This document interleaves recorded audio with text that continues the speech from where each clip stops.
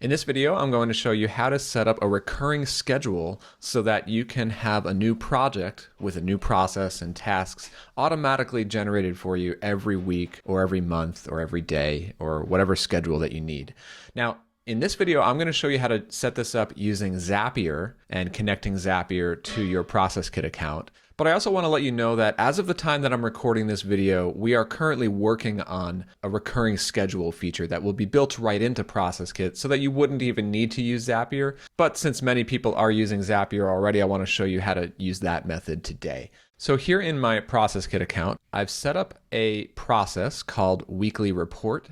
And I've built a bunch of things into this process like dynamic dates, people assignments, some automation rules, even some like instructions and an embedded video and whatnot. And I have gone over to my boards and I've created a board called Reports. And this is where we will create a new report project. But we want these reports to happen on a weekly basis. So how can we automatically create a new report project every week, let's say every Friday? Well, let's set that up using Zapier. So I'm going to go into my Zapier account and I'm going to create a Zap.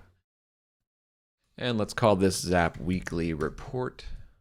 Now, for the trigger for this Zap, we're going to want to use this thing called Schedule by Zapier. And this is what will enable us to run this Zap on a recurring schedule. So let's set this to every week. And let's choose Friday as the day of the week. And we'll set the time to be 9 a.m. Now, Zapier gives you some information about how to set up your time zone settings in Zapier, so you can set that up. I'll click continue, and we'll do a test trigger. And when you're set to weekly, it'll actually give you some data based on the most recent week that it found. All right, so we're going to continue with that. Now, in the second step in this Zap, we're going to want to use ProcessKit. And if you haven't already, we have a separate video on how to connect your ProcessKit account and also how to gain access to it. And we will want to create a project in ProcessKit. After I select my account, then we're going to want to choose the board where we want to create these projects on a weekly basis, and that would be our reports board. Now the project title we can actually make a little bit dynamic. So let's make each of these project titles be report for space, and then we'll insert the pretty date value that comes from the scheduling step from Zapier, so that every time we create a project, it'll be named report for the current date that we're running it. The rest of these fields we could leave blank for now, and I'll go to continue. Now let's go ahead and test and review this.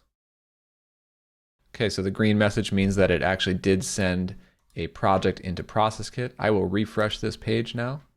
And here is that first test project that was automatically created from Zapier. If I go into it, it named the project with this dynamic name, and it also pulled in our process for generating a report. And of course, the process then automatically contains all of our instructions. It dynamically calculated all the due dates. It has some automation rules, assigned the right people and everything. And so now we can go ahead and start checking this off. And Zapier will rerun this every week. However, in order to make sure that that happens, we have to remember to turn the Zap on. Obviously, that's very important. So now that we have the Zap turned on, this will run every week on Friday, and it will generate a new report project. So that's how you can set up recurring tasks or recurring projects in ProcessKit using Zapier.